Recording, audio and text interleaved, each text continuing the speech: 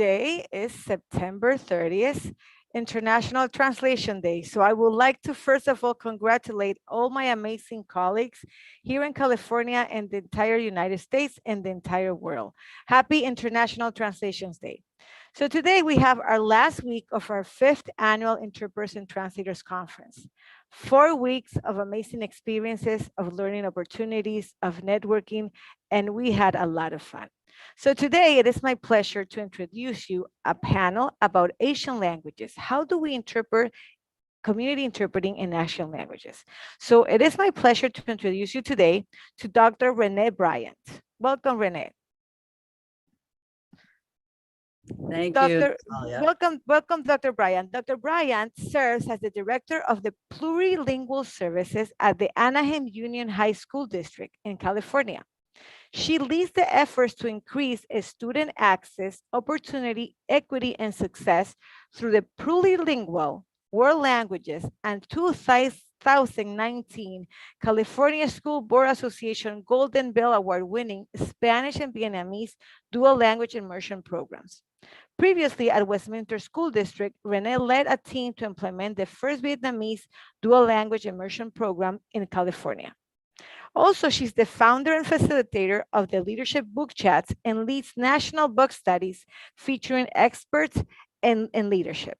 So without further ado, I'm going to give the floor to Renae Bryant. Thank you so much. Something that I would like to add, I'm sorry, Dr. Bryant. Dr. Bryant is an amazing, amazing cheerleader for interpreters and translators. She's one of our champions. She had the board approved to recognize interpreters and translators at her school district. So on September 30th, that's a big party. Thank you so much, Dr. Bryant, for this. Thank you so much. And I just have to echo the words of Natalia Abarca and saying thank you for all the work you do, translators and interpreters, on this International Translation Day. We celebrate you and your high emotional intelligence and skill in being able to translate and interpret so effectively. Thank you so much. So it is my pleasure to be here to facilitate this panel on how to bridge a cultural gap when interpreting Asian languages.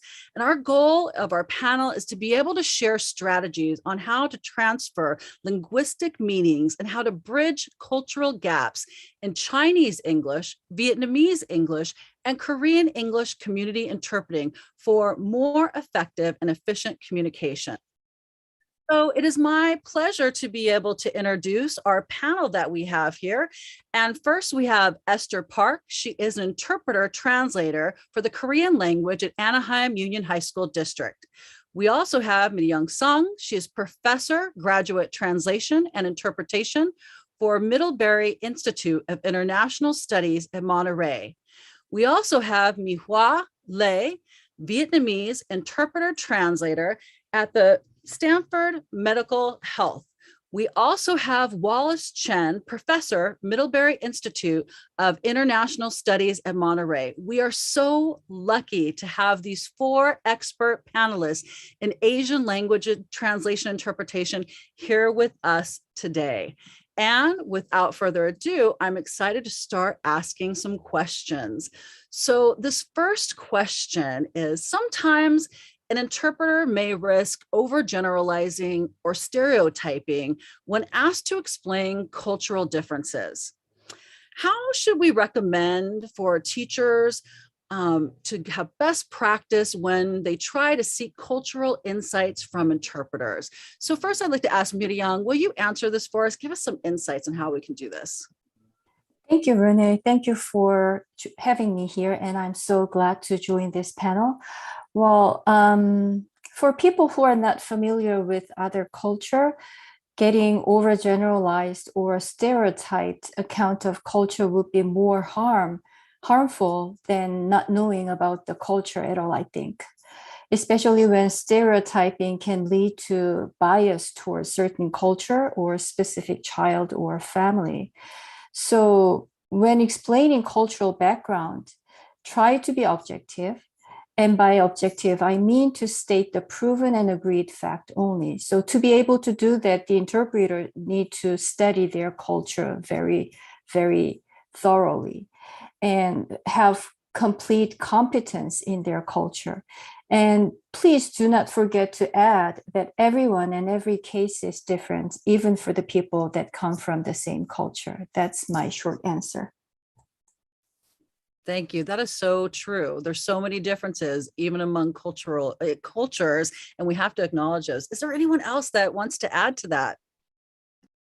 Yes, I would like to add a little bit of advice. I would like to recommend the school teacher to build a working relationship with your interpreter and give them the context, the background information that you already have and what you like to achieve.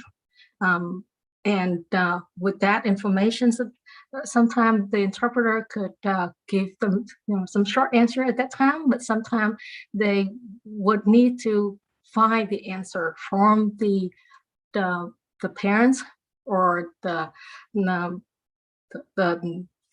even the student themselves to give very specific answer for their circumstance in that way that we can help the parents and the student better. Thank you, My-Hoa. So true, needing to build those relationships. Anyone else want to add to that? I agree with My-Hoa and Miryoung because it takes time to explain cultural differences. So whenever some kind of cultural disagreement arising, it's always a good idea to provide background information, to explain more, maybe in advance, or even showing some related information to the teachers, so that they would know better about the culture where the kids come from. And I think that's going to be very helpful, additional information that the teachers might need. I echo to everyone. I just want to like to give the advice. The teachers who are summoning the meeting, meet with the interpreter at least 10 minutes prior, so that in that specific family, if there's anything that culturally sensitive, they can share before the meeting. If they don't have any direct with the interpreter, that's the things that helpful for the to be considerable for the cultural barriers. Thank you. That's so important, right? Having a little prep time with people to be able to talk about things. Thank you all. All right. So I have another question for you. So in thinking about strategies, what kind of strategies can really help us to reflect on cultural differences directly in the interpreting process? So instead of explaining things after the session, what can we do? And I think you touched on a little bit, but if you could just expand a little bit more, and we'll start with Wallace. Yeah, I think I've heard of an example in the past where a parent would give gifts to school teachers like a couple times a year, just to reflect probably Chinese holidays. For example, in China, we send gifts to people during major holidays. However, not all the teachers in these countries are used to accepting gifts. So sometimes we need to explain to the teacher very quickly, right at the spot, that gift giving is a norm, is a practice in the Chinese culture, and the parents are simply showing their respect to you instead of asking for something else. So prior explanation is crucial, and that can be done right away during the conversation. Thank you for that very specific example. I think we can all think of that at times. So thank you for that. Anyone else want to add? I'd like to add more somewhat practical tip for the interpreter. So everybody says when you interpret, meaning accuracy is the key. And the other element I think is important is the creating same effect as the source language or speaker. So consider those two elements and use your discretion to add or omit the speeches, part of the speech that is given by the speaker. So in case of an addition is required, you might be able to add further explanation during your interpretation. But if you feel your speaker is wondering why my interpreter is speaking longer than I did, then you might want to add something more by saying that I had to explain this part because that's helpful for understanding this part. And then for the omission, you also have to use discretion to not compromise the meaning accuracy. But if it does not harm the meaning accuracy, you might be able to just omit the cultural references. That's also okay, I think, in my experience. As an interpreter who bump into this kind of situation all the time, I used this intervene the strategy, which is I will interpret the last sentence of what is said from the source languages, and then I will start interpreting as if, like, as an interpreter, there is culture sensitive. Would you like to explain it again, or could you give me the interpreter requires the definition of certain languages, and then I explain it, interpret same thing to the parent, and then when their conversation resumed, then I go back to the interpretation. That's the practice I practiced at the meeting. I also would like to share my personal strategies in this as well, because it's happen a lot in my work. So I really appreciate Professor Miryoung bringing up all the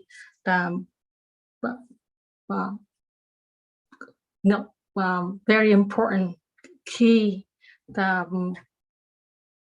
like accuracy, no adding, no omitting.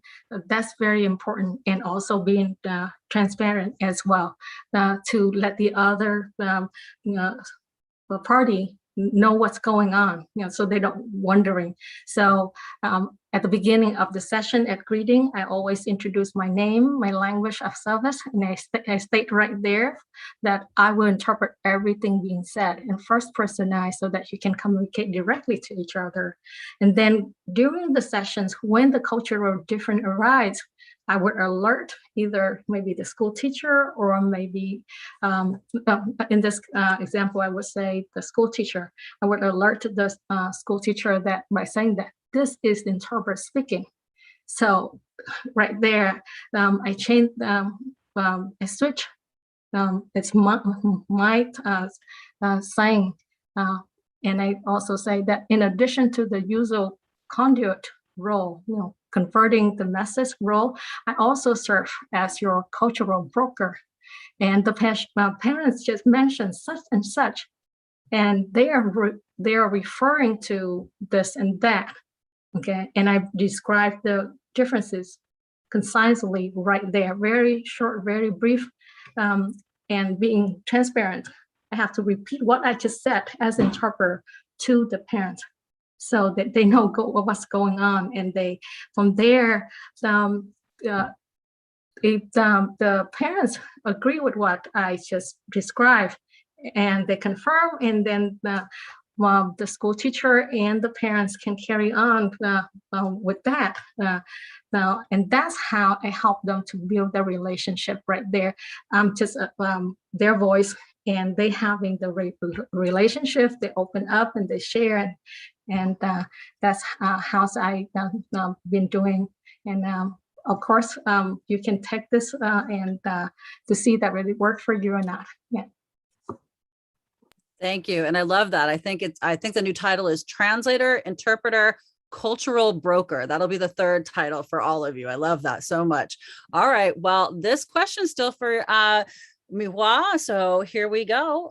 Are there any differences between translating Asian languages in the United States and translating Asian languages in your own country? So for you, My-Hoa, we're talking about, maybe in Vietnam, if I travel there, is there a difference? So if so, why are there such differences, and how should we translate accordingly in the United States? Can you tell us a little bit about that?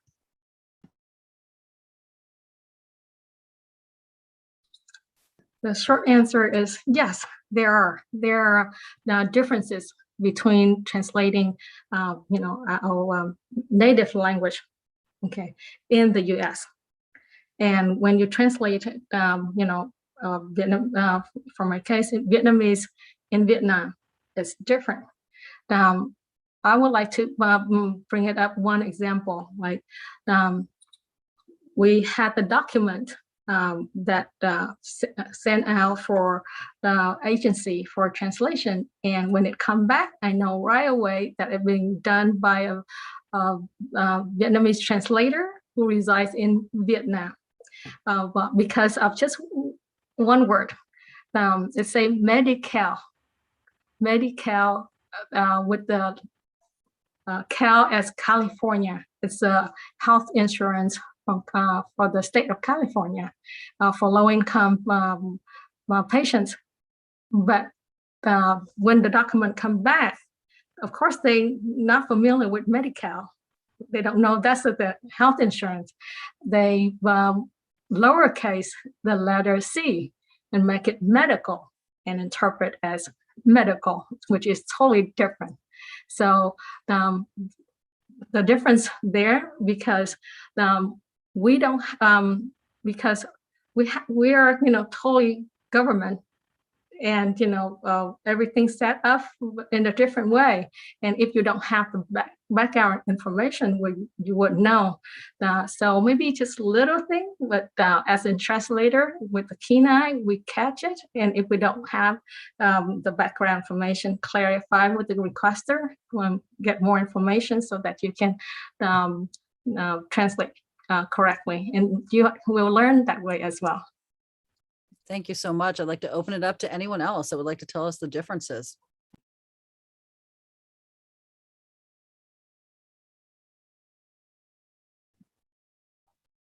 Again, I'd like to open it up to anyone else who would like to answer that question, maybe in regards to the differences in traveling and interpreting, and from Korea or maybe China. Anyone else? Yeah, there's a concept, a very important concept in translation or interpreting, is that it should be target based. So wherever you are, whenever you are, you do translation and interpretation in a way that meets the norm in that target audience and country. So this is one simple principle that could help us guide the way we translate and interpret. Yes, I agree with the Professor Chen, because I'm from Korea. I grew up, I finished all my education in Korea. And as I came to America, I see all the documents very different. I can still understand, but it's very differently written in Korean. And when I go back to Korea, and it's more towards the people who are in Korea can understand better. So I think it's not a specific word, the choice of words. Is more like the style of how they write in translation. And also same time, which audience that you are, or which reader that you are translating for education field could be different. So for Koreans case, from my experience, it's more towards the culture-based translation can be different by culture or by audience or the target readers. And also the other thing I'd like to consider is the generational difference, because even within the Korean society, older generation and younger generation, they speak totally different language, and they use totally different words. They make completely different word choices. So to be able to work with these different generations and different people from different regions, it's interpreters and translators' job to constantly do their own research.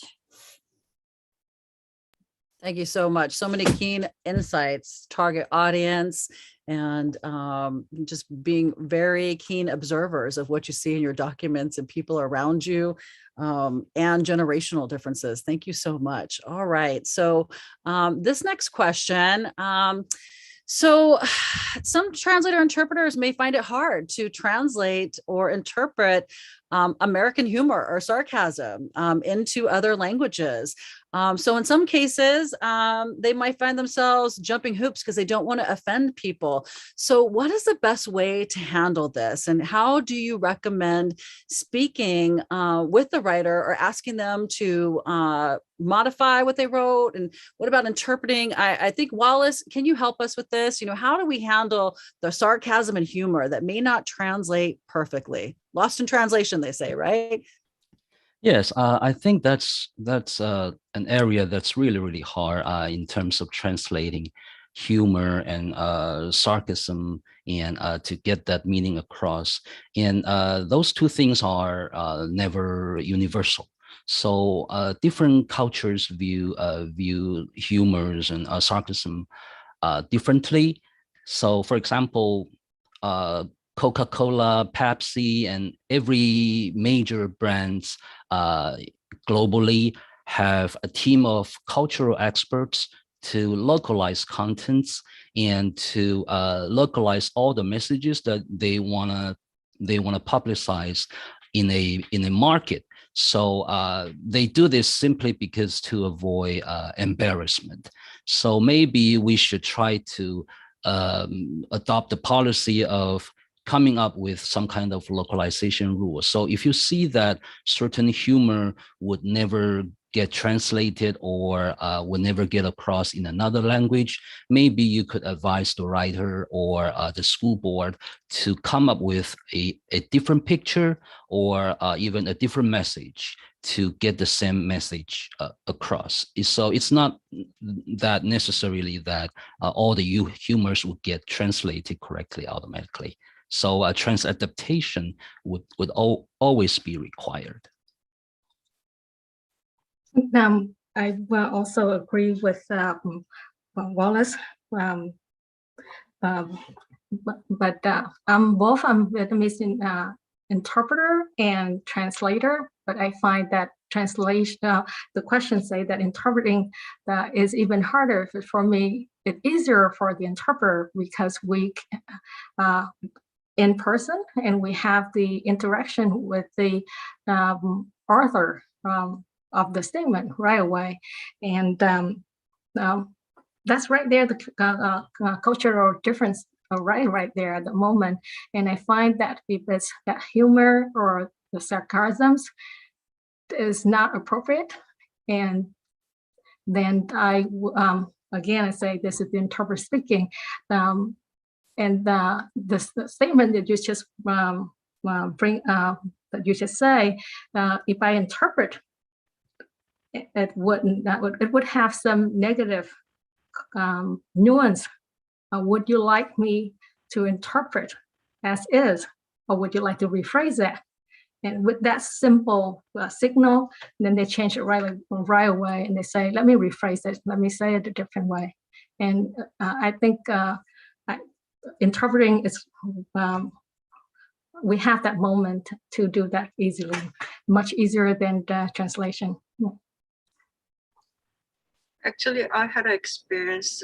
I was doing the simultaneous and using equipment, and the speaker says something very funny only in English monolingual settings. And I interpreted, because we have to react spontaneously. So I wasn't aware that I'm interpreting for a joke. And then after that, I realized that it's because everyone else is laughing except Korean parents. So I thought, okay, this is time for you to laugh. I said it, I don't know, I totally out of boundary, but it says like, this is supposed to be very funny. And later on, if you come to me, then I will explain to you. And I just kept interpreting. Yeah, and if it's a consecutive, we can ask for the reset it and recite it. But when it comes to simultaneous, like you just don't have choices, and you just have to make them laugh and just deliver that something that is really icebreaker, something that is said funny, and they can also laugh. Okay, then they laugh together. And me saying that, okay, this is time for you to laugh, and it worked at the time. If I may add one more thing, I noticed that it's harder to interpret into foreign language that kind of sarcasm or joke, because English is such a dominant language, and especially for the Korean population, there are a lot of population in Korea are widely exposed to English language. So they have some knowledge of what works and what does not work, what works and what does not work in English language. So if you are to faced with that kind of situation and you have to explain it, if you have to interpret into Korean, sometimes it works if you just say the English word the way it is and they would just understand. But if it's the other case, like Korean language into English, you cannot just say Korean language and expect them to understand the situation. So in that case, addition strategy is required. But for the simultaneous situation like Esther just mentioned, please laugh for me would work just fine. I love that. I love the idea of giving people grace and letting them know, giving them a chance to rephrase things, and also giving other people a chance just to laugh, right? Because we can all laugh and we all feel better when we do that. Thank you all. Okay, so now we're going to get into the individualized education plans. Okay, so often educational interpreters translate or interpret individualized education plans, IEP documents, where much of the language is an evaluation about how the student can't do something, right? And why the student needs help or remedial training. However, the language that's used when describing this is often maybe not asset-based, maybe it's deficit-based or sometimes degrading, using words such as failure, below expectations, not meeting standard, things like that. And coming from an Asian background where students are expected to conform maybe to the norm, and there is resistance to having your student labeled as special in any way. Parents who grew up in another country where IEPs are non-existent or often uncomfortable or saddened to hear their child described in this way. To what extent and how can an interpreter help to assuage these negative feelings and yet stay within the professional boundaries of an interpreter by not saying anything that the speaker did not say? And we'll start with Esther. Thank you for the question, because this is the question that I always struggle with, because we are interpreting very sensitive things, and there's something that you just cannot change the meaning of it, especially when child with the special needs, it's even harder.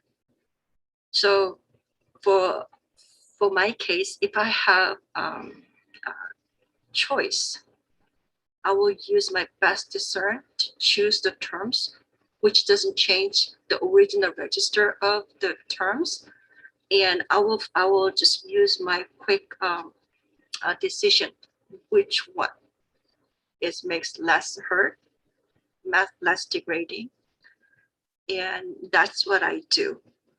But at some level, we just cannot avoid the degrading person. So I often use passive voice instead of for failure. I'll say not succeeded, which have some room to succeed, and the same meaning at the failure. And also the special education in Korea, we call it 특수 교육, that everyone knows that that person with the special needs, that is negative to other people.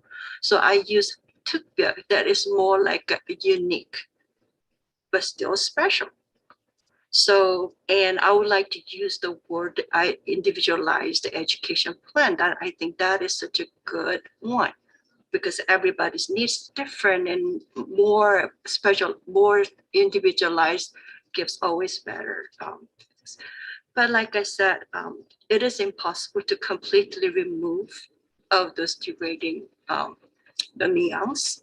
But I try my best to choose carefully which term that I use without losing the meanings of original source languages. And I will always welcome and open up for better suggestion in this matter.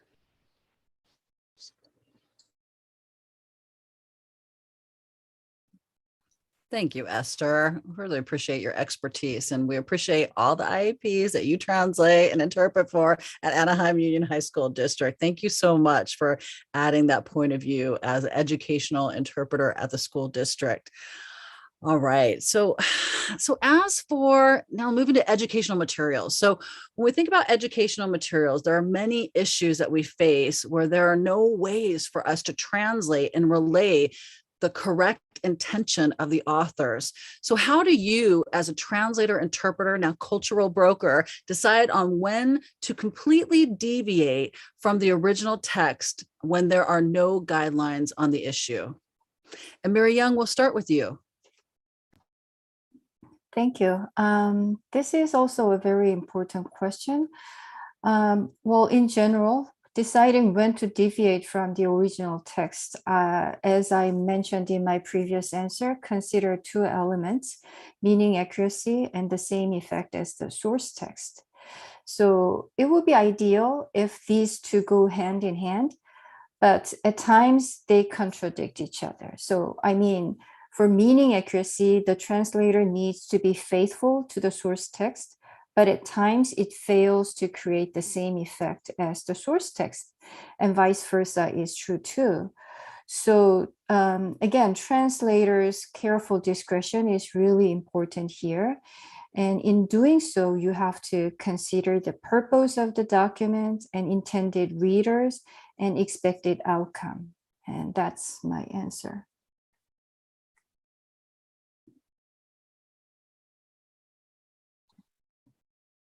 Thank you so much for your expertise. I really appreciate that.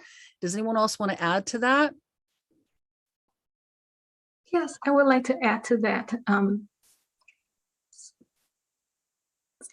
I just remember that, some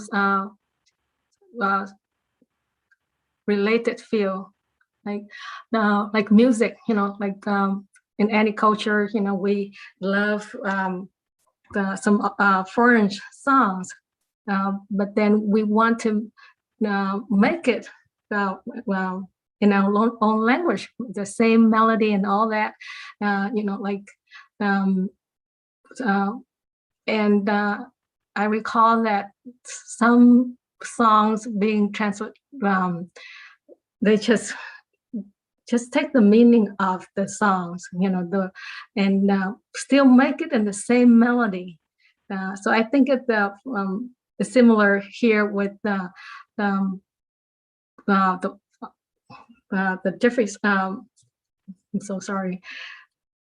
So it's hard to maintain all the context of that, from the mood of the songs and the word and the particular word that make the song famous. So it is an art to do so, and it's rare that some have that ability to, can do that. But some songs that I'm really impressed that they carry everything in there. So if we really want to achieve something at that level, we really need to look for that talent in there. And of course, that the fee for that is always higher. Yeah. And yeah, that's just something that pops in my mind. Thank you so much. Thank you, because we see that it's not just books, right? It's many different things we have to interpret. So thank you for that example of music. It's very important. So here's another question.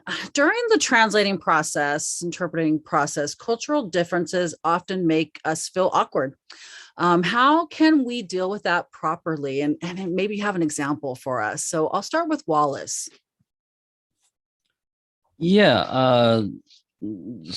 For example, I see one example here when a child grow up in America and they learn the word dog, who is a friendly a friend to American people. However, it's not the same impression in another culture. So sometimes we need to show the parents, show the students, show the parties involved that this is something different in English and even in American culture, so that they could know, they understand that this is something different from their own culture. So they could spend some time getting used to it and getting to know that they are now in a different situation.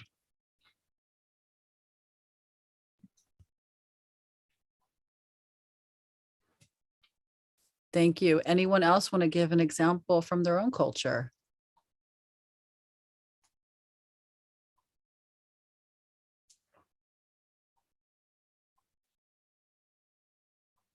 Well, I can just say, Wallace, that whenever I'm in the Vietnamese community, I always have things to learn. And whenever I'm in the Korean community, I always have things to learn. Whenever I'm in the Chinese community, I always have things to learn. So that is so important to really be able to learn those things and help teachers and other people to understand those cultural differences. I had to learn those. So thank you so much for sharing that example with us. All right, another question. This is, we think about what are some common cultural gaps, right, that you encountered, My-Hoa, in the medical field when interpreting context between Asian patients and Western medical staff, maybe doctors or nurses. Help us to understand that, My-Hoa.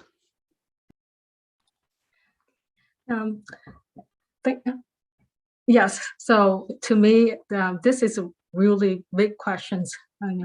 Some common cultural gaps, because I encountered many situations, and even it's the same same example, but with like Professor Sohn mentions, with different generation, different age, even different regions of the native country, they would respond to that differently. So I would like to give an example, like for elderly coming into the hospital for total knee replacement. Okay. So just the next day, or sometimes just a few hours after the surgery, the doctor sent the physical therapist come in and help the patient to get up out of the bed, try to take the step, or maybe even head down to the hall. In our cultures, it's a big no-no. If you're sick, you're gonna get, you will rest. Everything being done for you, you being taken care of from anything, even to the very basic need. And here you are being asked for walking right after the big surgeries that required that walking that affected the knee right away. We would just leave it alone. In our culture, we would just leave it alone. But then I also interpret for an athlete, and then they just say, okay, I need to go back to my field quickly. And that's complying easily right there. So so right there, I asked the physical therapist, explain the culture difference right there and what we would do in our culture, and they would have to convince the patients themselves, and I'm just being the conduit for them. And sometimes I'm being called in for patients refuse to take the medications that they needed badly. And once everything short out, so it's turned out that they know that the patients themselves know that they need the medications, but they're afraid that the side effect would affect them greatly in the future. like, okay, they don't want to depend on that medication. They're afraid. That's one of the side effects. The side effect that to them, it's something gonna happen for sure. So that's a nuance right there. I also let the doctor or the nurse explain it for them. So they take it from the source. And of course, if they respect the authority and the expertise from the staff, and then they would take it from there. So, and I could go on and on with many example.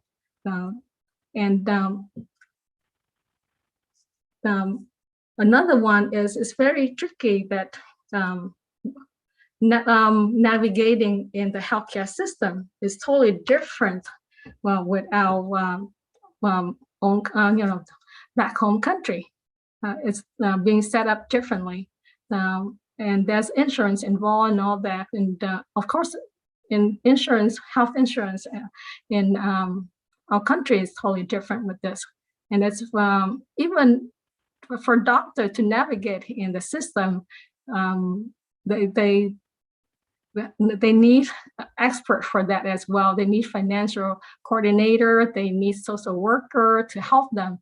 And well, so we have all another role to help the doctor to help the patients, non-medical issues. That in our country, we don't have that either. So the patients doesn't know why this person coming in here, thinking that is more trouble coming, but actually, the social worker, the case manager, gonna help them to sort out and get through. Yeah, so there's a lot, and it's a privilege that I'm helping them and see them build a relationship. And see their tear of joy at the end of the recovery. Yeah.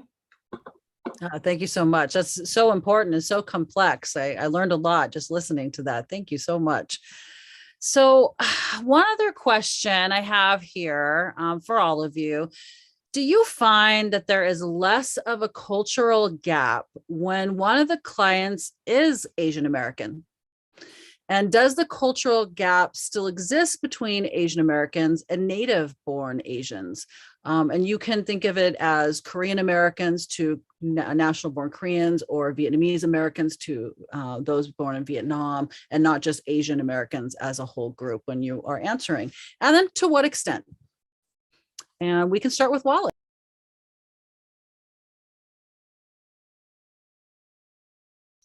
Yes, definitely, because the two categories of people you just mentioned, they were born in different countries, so definitely they will show different behaviors.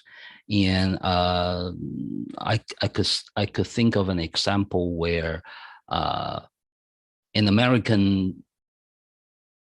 Asian American born in the United States.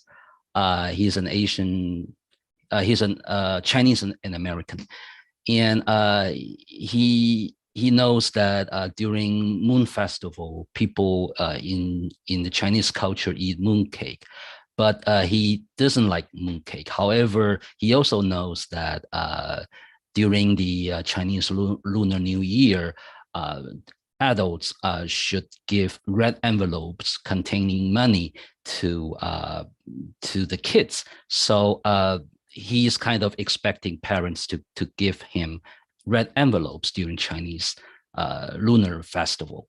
So this is just an example showing that there are definitely differences and a cultural gap between the two group of people, although they are all from the same ethnicity.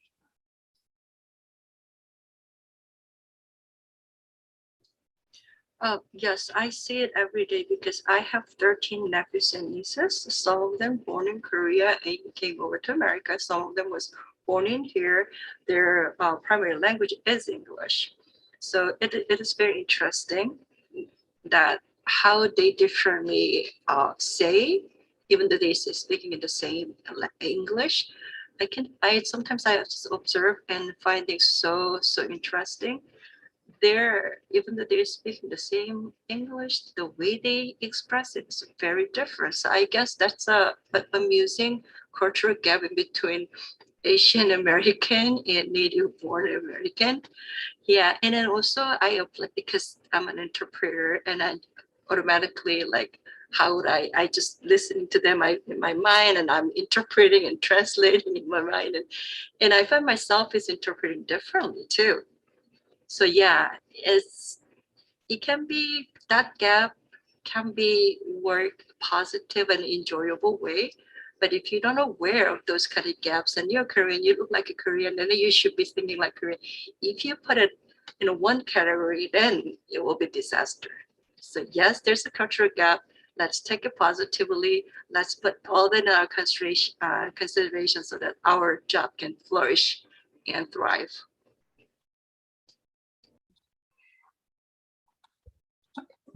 I just read from the chat box, and I would like to read one of the comments from Hoa Bui.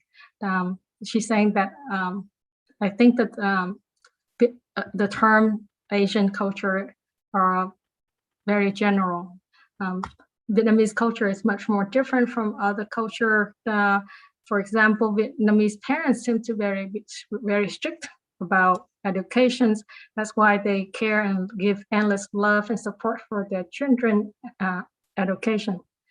They always respect educator, teacher, and staff who help their children succeed in academic learning. And I would like to tie this with the questions that Dr. Bryant bring up here. Yes, there's a difference between the American born of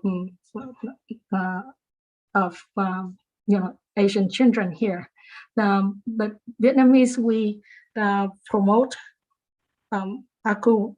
I'm sorry. We promote acculturations. I'm so sorry. Not simulations. And even though we have differences in generations in the same family, but Vietnamese parents and the grandparents try to pass on the heritage to their children. So even though in the same family, they have disparities in the culture among themselves, but we value family, and we make sacrifice for the children, and really appreciate from the school staff, because we know that the school staff helping the children, and then we make any sacrifice needed for the children to succeed in the school. So right there, school teachers, you have your ally right there. Just work through your difference, and the parents will help you greatly. Yeah. And thank you, Hoa Bui, for your comment.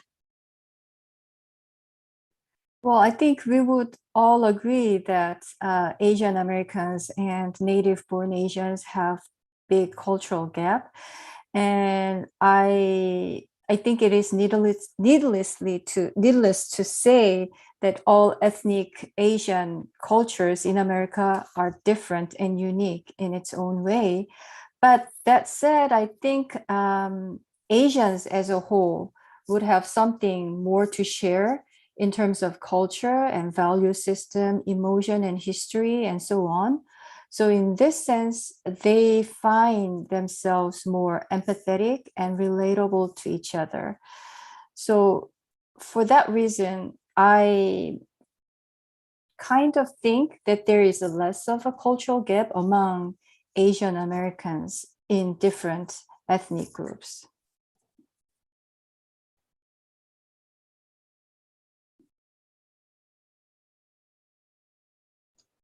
Yes, totally agree with the Miryoung, because I believe it is about 7 years ago, I have experienced this, that the Chinese family coming into our district, and they found me, and they start speaking to me in Chinese. And I didn't say right away, oh, I don't speak Chinese. I would just try to listen to them until they finish and give me the chance to express that I'm not in Chinese. And then, so I got the moment and I explained it that, oh, I may look like a Chinese, but I'm not Chinese, I'm Korean. And we don't have a Chinese interpreter at this moment. And he said, oh, I think the family has some sort of the Korean language nature. Oh, so do you know how to write Chinese? So yes, we do have, thanks to my father, I learned Chinese character, which is embedded to our Korean languages. So he wrote it down. So I was able to at least what that person is looking for. So I was able to help, and we became a friend. And the kid graduated last year, though, by the way. And it seemed like when for instance, Vietnamese parents, or even Eastern Central, the Asian families, when they speak to me, they feel more comfortable. I feel that. And when I'm not native English speaker, so my English is sometimes very broken, and they understand. I think it's just a common thing, common culture. They feel more comfortable, so they have more open mind, and they're ready to understand me. So I give this fair ground, the common ground that makes our Asian community put together.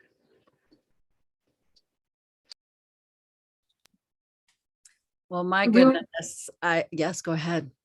I really applaud you, Esther, because you make connections in the human level and make a friend. Because that's all there is. We all human, and we just want to help each other to go through the tough time, and the happy time as well. Yeah.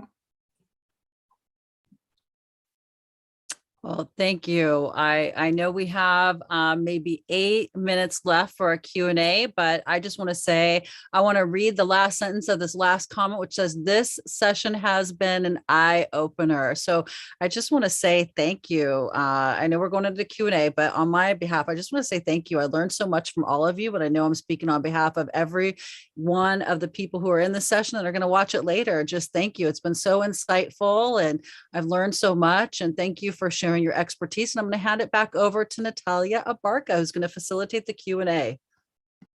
Yes, thank you so much. I was super surprised because my thought it was going to be more towards Asian languages, but I've been taking all these notes because it's applicable for everybody, right? We're talking about accuracy, about techniques, about cultural bridges. So I really enjoyed the session. I know we have some people also listening in our YouTube channel. So I know that we have here some questions, and I was writing them down. Let me see. And the questions were here. It says interesting about, I think you were mentioning something about body language. So the question was, I read somewhere that eye contact could be a cultural factor as well. Is there any truth to this or not when you were talking about body language? Like eye contact, is this something that we need to be aware of or not when we are doing interpretations or translations? I would like to take that question. Thank you. Thank you so much. Yes. Yes. Well, maybe you heard somewhere that there's only 7% of the information come through to word and communications. So the other 93% is from that body language, from the unspoken word, from the body language, from the pose, and for I'm sure for Asian culture, that sometimes there's a silent moment, but you can see, you know, let's say the child, the son, you know, like suddenly apologize for something because, you know, he caught the stern glance at his mom. His mom doesn't have to say anything, but just stare at him, and then he apologized to the other, you know, of a party in there. Now, if you didn't really, you know, cue into that, and you didn't know that why suddenly he apologized, you know, the topic is not even bring it up, but he starts, you know, spilling everything out. And so that's a body language. And it's, you know, like the hidden message, the unspoken word that I have the privilege as a in-person interpreter to collect all that cue. So it's really hard for me to do it over the video, over the Zoom or other modality over the phone. I got that totally cut off. I don't have that cue anymore. So certainly that is very important, and we need to train ourselves and master and to read all that cue. So yeah, thank you so much. Thank you. Also, I have a question for everyone. What's a tip or something that you would like to share if somebody is new interpreting in schools? What is one thing that you would like them to remember? A tip or something that's going to be super helpful for their careers? This question is, you know, for anybody that would like to answer. Just train yourself and educate yourself. That's what I've been doing, and I see myself improved, and I hear different reputation from other people as I train myself, education myself, and connecting with others. Thank you so much. Something that I learned in all these years that we have been participating in trainings is that it is very helpful for us to attend a session that is not related with our area of expertise. And that's something that I'm walking away today, that this session is applicable for everybody. So it is great to open yourself up, right? And try to explore all these different areas. And also I have another question. What was a challenging encounter that you had, and how did you overcome it? It could have been because of a cultural misunderstanding. It could have been because, you know, maybe somebody like me that made a mistake in my very initial times, that I save a document that it was in Korean and I save it in a PDF and it was only squares that were showing. Something challenging that you had that you would like to share with the audience and that we can learn from that.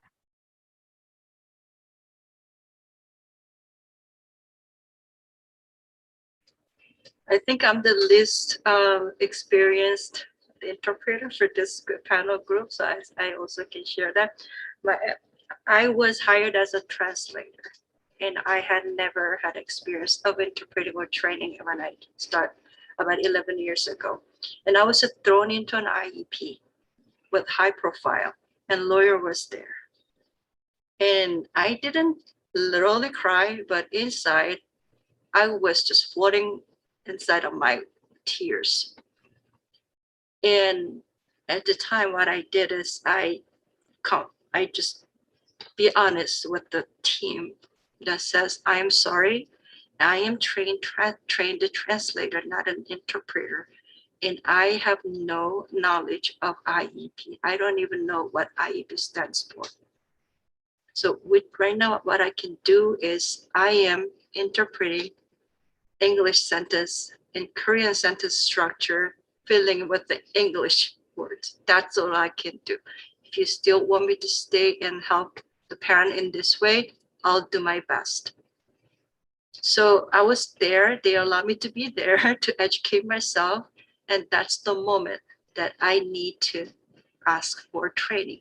So right after that, I request, if you want me to be an interpreter, you have to train me. And that's how I got to the OCDE and introduced all those free. And then it doesn't cost me, but it costs the district. But district is generous enough to train me to use it instead of just fire me and get another one. So that's how I be honest with myself. And that's how I overcome. Thank and you so humbleness. much. Thank you, Esther, and I really appreciate that. And I appreciate that you have all the support of your administrators, and that's one of the reasons why we are all here today. So it's exactly 6 o'clock, and I'm being super mindful of everybody's screen time. Thank you so much, Renae. It was an amazing facilitation. Thank you to everyone that helped us. Everybody that has been part of the panel. I know Jorge shared the survey link and also the code for continuing education unit. I also see that everybody is saying, Melissa is writing something. I think that will be Korean, if I'm not mistaken. So thank you so much. Thank you to everyone. Please remember to fill out the survey. Also, Dr. Wallace, Chen, and Miryoung are having sessions tomorrow. Please feel free to join them. There are going to be sessions in Boomstead. Also, please do not forget this session has been recorded and we have the YouTube link available so you can listen it at your own pace. Feel free to share it with your teams. There was a lot of meaningful tips and suggestions happening today. So thank you so much. Have a good evening. Please stay with us. We are having